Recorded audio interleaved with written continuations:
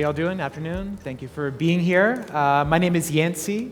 I'm one of the co-founders of Kickstarter and also its CEO. And I wanted to talk today about the state of the artist. And I think to think about the state of the artist today, you have to start with acknowledging that there is the rise of everybody. You know, we are living in a real golden age of creativity. More people are putting ideas out into the world. They're being seen by more people than ever before. It is a richer, more diverse culture that I think has ever happened in human history. This is obviously very exciting. This is also enabled by a lot of tools, Kickstarter being one of them, but basically the cost of production, the challenge of making something, putting it in the world, distributing it, is very low. It's very accessible to anyone to put ideas into the world. This is very exciting for people like us who've been working on this for a long time. This was the goal all along. The unspoken thing that's happening right now, that's been happening for the past 10 years or so, is that divide between professional and amateur is disappearing. But there is an effect of that is hard, and it is hard for professional artists, for amateurs, for everybody. And that's that there's just way too much stuff out there. What is the effect of that? Well, the effect of that is that attention becomes the most important commodity. That is the thing to capture. And competition for attention is enormous. I mean, this is at the heart of the web. And if you think about how this affects artists on both sides of the divide, it is fairly cutthroat. Putting an idea out there, trying to help people find it, I'm sure many in this room know how hard, how painful, how scary that is. So what happens in response to this? Well, the promise of the internet, the promise of all these tools is that we can finally get rid of middlemen. For whatever reason, middlemen, the worst thing in the world, fuck them all, get rid of them. In reality, what has happened is that this has made middlemen that much more powerful. Because when you're living in a world of abundance, and it's impossible to know what to see, it's impossible to stand out, middlemen, these gatekeepers, become the key to making that jump. We've gone from the point where making it is having a hit song or something like that, to where making it is you get an agent at CAA. What managers promise is that they will put you in a sphere and protect you from the commoditization of your work. You can just be the artist.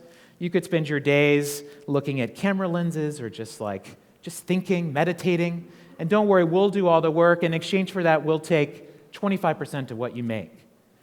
And for artists, this is not a bad trade. And so for Hollywood agencies, they are paying a lot of attention to what's happening at the next level. So they are signing YouTube stars.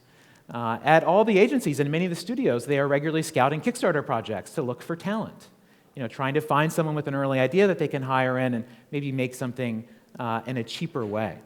So there's just a whole system. And the powers that be, the Hollywood structure, the major players, Netflix and Amazon are different than who was there before. It's essentially all the same. This produces a monoculture. So I'm one of 3 founders of Kickstarter. This is the 3 of us. On the left is Charles Adler. In the middle is Perry Chen. And then that is me on the right. Before Kickstarter, I was a music journalist for about 10 years. The original idea for Kickstarter was had by Perry. And it was in 2001. He was living in New Orleans. And he wanted to throw a concert. He wanted to bring Kruder and Dorfmeister to come play a late-night show during Jazz Fest. Ended up, it was going to cost $20,000. He's going to have to front $20,000 for the concert to happen. He did not want it to happen that badly, but he had this thought of, well, what if I could just propose the idea for the concert online? People put up their credit card, and they're only charged if the show sells out. That was the birth of Kickstarter. That is the modern invention of crowdfunding, was that thought. This makes a lot more sense if it's not all on me. It was much harder to start something at that point. You had to be an engineer. You had to have servers. You didn't have all these tools that make it so easy. The first ever design of Kickstarter, this is from 2005. Around that time, a television show called Arrested Development was being canceled for the first of 3 times, I think it was canceled. And we had this idea of, well, we should use Kickstarter to save it. This could be the first ever Kickstarter project. This makes sense. And we had a great hookup, too. Perry went to college with the cousin of David Cross, who played Tobias Funke on the show. So through that very tight connection, got a meeting with David and pitched him on, hey, let's Let's try to save Arrested Development. The fans can pay for the whole season. You don't need Fox. You don't need anybody. You could do it directly with the fans. And David very patiently explained to Perry that we had no idea what we were talking about, that the entertainment industry would never let something like this happen. But as an artist, he liked the idea. And he asked if we needed help in some sort of way, and he became our very first investor. And after that, there was more momentum. We managed to find a couple engineers who we were able to work better with. And then finally, on April 28th, 2009, so our 8th birthday is this coming Friday, Kickstarter launched for the first time. 8 years in, this has now added up to almost $3 billion going to independent artists and creators in 20 countries around the world. We also have spent the last couple of years trying to understand what is the impact beyond Kickstarter? What does it mean for $3 billion to go into the hands of creative people? And we partnered with the University of Pennsylvania and the Wharton School to find out what happens afterwards. And what they found that there were 300,000 jobs created by Kickstarter projects. About 25,000 of those were full-time, about 280,000 of those part-time jobs. For every dollar pledged on Kickstarter, there's an additional $2.50 in revenue that comes to that creator. So it's not like the Kickstarter project is the end of the story for people. Those projects continue, they're able to sell them in other ways, or they open a restaurant that continues to be successful. And at this point, nearly 10,000 companies and nonprofits created through the platform. So this is just, it's bonkers. I don't know how to comprehend it, but this all started with that 3 people, $35, started with Kruder and Dorfmeister. All these things have added up to this. I think there are a number of different reasons for the success of this. One is just, it's a brilliant idea that Perry had. The form of all or nothing, the idea that an action only happens if a group of people agree. But I think another part of it is how we have operated the company itself. So the 3 of us, Charles, Perry, and I, we are all reluctant entrepreneurs. And we've always thought of Kickstarter as our own creative project. It's just happened to be bigger than we could have imagined. But we've always operated it that way. We are Gen Xers. We grew up in the 90s, like we're Kurt Cobain kids or techno kids. And we believe that selling out is the worst thing you can ever do. That if this thing did happen to be successful beyond our wildest imaginations, we would not personally cash out. That we wanted to preserve this as a space that's available for ideas, that is as uncommercialized as possible, and it's just a utility, a space that's available for everybody. 2012, there started to be blockbuster projects on the site for the first time. Projects are raising millions of dollars. And they got to the point where people would launch a project with a 3D rendering of something that they hoped to make, and it would raise literally $1 million overnight. I remember multiple times that happening. And so, every number is up and to the right, it's growing. Kickstarter is suddenly one of the most famous companies in the world. It is the internet's lottery ticket. There's never been anything like it before. But internally, we were quite anxious about this because we thought, are people trusting Kickstarter too much? And so out of nowhere that year, in the midst of this huge runaway growth, we suddenly came out with this blog post called Kickstarter is Not a Store. And in this, we announced a new set of rules that were all meant to dampen the exuberance people were feeling around Kickstarter projects. So we began requiring every project to outline the risks and challenges. So as they are getting all hyped about their idea, we also say, now you must take time to think about what may cause this to fail and talk about that. Write that down. You're going to make that transparent to everyone who looks at your project. We want you to own the fact that you are starting something, that many things could go wrong, and we want to see you acknowledge and go through that process of thinking about it. And it was the right decision for the platform. And these rules that we've made, these are now quite common rules about how people think about hardware.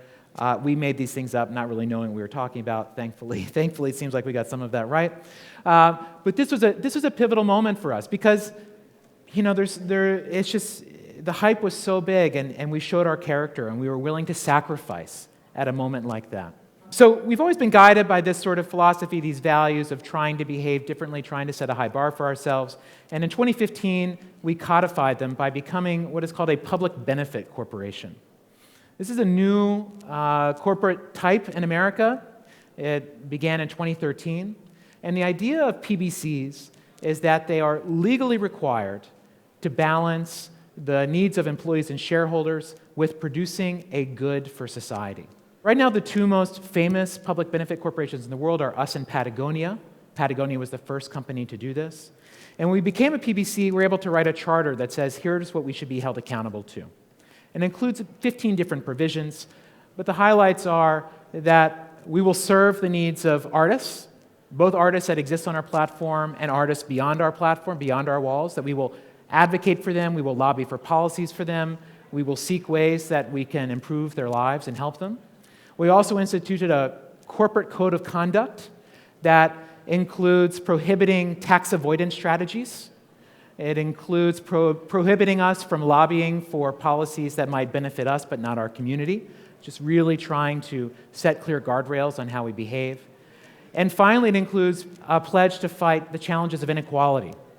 And this includes everything from full transparency into the makeup and demographics of our team, to what I get paid versus the average employee, as well as donating 5% of our after-tax profits each year to organizations fighting inequality and to organizations providing arts education to children. It's been a great thing to do. We're very proud of it. Entrepreneurs reach out to us all the time to ask how we did it. And our feeling is that this is not some granola throwback to the 70s. We believe this is the future. Because if we can create an expectation in the public that corporations have an obligation to benefit society, not just themselves, that can have a tremendous impact. It will start with idealists and true believers like us in Patagonia. And over time, maybe it'll just be a branding exercise that companies have to do to hire young people. But if the end result is there's a greater sense of the common good, of the shared society that we all live in, we think that's incredibly important, especially as governments continue to shrink under attack from capitalism and just corporations continue to be more and more dominant in culture. When we allow corporations to produce everything, when we allow ourselves to just be subject to all of these things, I think it can have really negative long-term impact. The need to create things is diminishing. You know, they say that necessity is the mother of invention, and when everything is being provided for you by a giant corporation that's reaping all the profits for itself, why do anything? Why do anything? It makes us passive. It disempowers us. And so this need to participate, you know, as we're swimming in this cultural abundance, it may seem like, well, why do we even need more? But my fear is that as these powers continue to be dominant, as we continue to drown in things to watch and look at, we begin to give up. And we begin to hand over that need to produce culture back to those powers. And that over time, we could end up in a place like this, that suddenly, instead of seeing 7 times more books, films, TV shows made, it's going to be much less, and they will once again be made by just a handful of companies. That is not implausible to me. And so this is where you get the now more than every talk now has to say now more than ever, right? But this is the now more than ever part of this, which is that there's an urgency to this. This is not just academic. This is not just for something else to do. This is something that if we as people who care for culture, who want to create certain ideals in the world, that we have to step up. Because if we're relying on it to be Netflix, Amazon, giant corporations, I think that's going to be challenging. So internally at Kickstarter, we have a mission and philosophy handbook that provides the structure of the thinking for how we operate. And it ends with this last page. We champion and celebrate the creation of art and culture. Fuck the monoculture. Thank you.